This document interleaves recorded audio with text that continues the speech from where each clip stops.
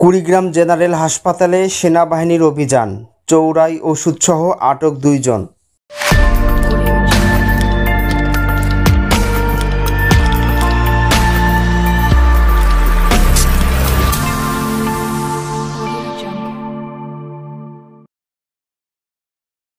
আড়াইশো শয্যা বিশিষ্ট কুড়িগ্রাম জেনারেল হাসপাতালে অভিযান চালিয়ে চোরাই ওষুধসহ ২ জনকে আটক করেছে সেনাবাহিনী।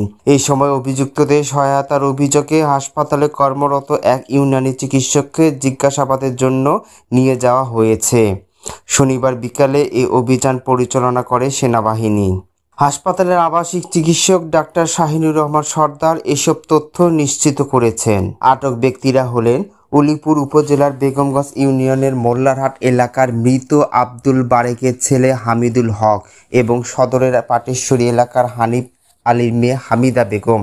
আটক হামিদুল শারীরিক প্রতিবন্ধী এবং তিনি হাসপাতালে স্বেচ্ছাশ্রমে কাজ করেন বলে হাসপাতাল সূত্রে জানা গেছে।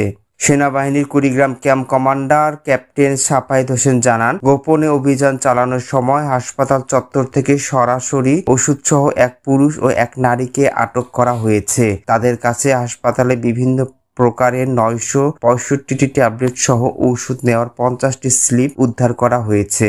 জিজ্ঞাসাবাদের পর তাদের বিরুদ্ধে আইন অনুযায়ী ব্যবস্থা নেওয়া হবে, আর ইউনানি চিকিৎসকদের সংশ্লিষ্ট পাওয়া না গেলে তাকে ছেড়ে দেওয়া হবে। ডাক্তার শাহিনুর রহমান সর্দার বলেন, চিকিৎসকদের অজান্তে শর্ট স্লিপ নিয়ে ওই যুবক বিভিন্ন সময় ওষুধ উত্তোলন করেছে বলে প্রাথমিক জিজ্ঞাসাবাদে জানিয়েছে। সেনাবাহিনী ওই যুবক ও এক নারীকে আটক করেছে। বিষয়গুলো যাচাই করতে ইউনানি অফিসারকেও জিজ্ঞাসাবাদের জন্য নিয়ে গেছে। তার সংশ্লিষ্টতা না থাকলে তাকে ছেড়ে দেওয়া হবে বলে বাহিনীর পক্ষ থেকে জানানো হয়েছে। হাসপাতালের তত্ত্বাবধায়ক ডাক্তার শহীদুল্লাহ বলেন, জনবল সংকটের কারণে ওষুধ চুরির ঘটনা ঘটেছে। ভবিষ্যতে যাতে এমন ঘটনা না ঘটে সেজন্য সচেতন থাকব। হাসপাতালে কারো সংশ্লিষ্ট থাকলে তার বিরুদ্ধে আইন অনুযায়ী পদক্ষেপ নেওয়ার কথাও জানান তত্ত্বাবধায়ক। পরিচালনা করা সত্যি আমাদের জন্য দুরূহ এবং আমরা এটা প্রতিনিয়ত চেষ্টা করতেছি। মন্ত্রণালয় ডিজি অফিসে যোগাযোগ করার চেষ্টা করতেছি, ওনারা দিচ্ছি, আমরাও পথ চেয়ে বসে আছি ওনাদের দেওয়ার অপেক্ষায়। এবং এটা এই যে আমাদের যে আউটডোরে আমাদের কোনো নিজস্ব জনবল নেই বললেই চলে। এরা সবাই স্বেচ্ছাসেবী, অথবা তারা কেউ হয়তো অনেকদিন ধরে আছে, রুগী হিসেবে আসে, পরিচিত হয়, আবার তারা কাজ করে। এবং যদি নিজস্ব জনবল থাকতো তাহলে হয়তো আমরা তাদেরকে কন্ট্রোল করতে পারতাম, অথবা তারাও একটু রেকটিফাইড ওয়েতে কাজ করতো, যে কারণে আসলে এই সমস্যাটা হয়ে যায়।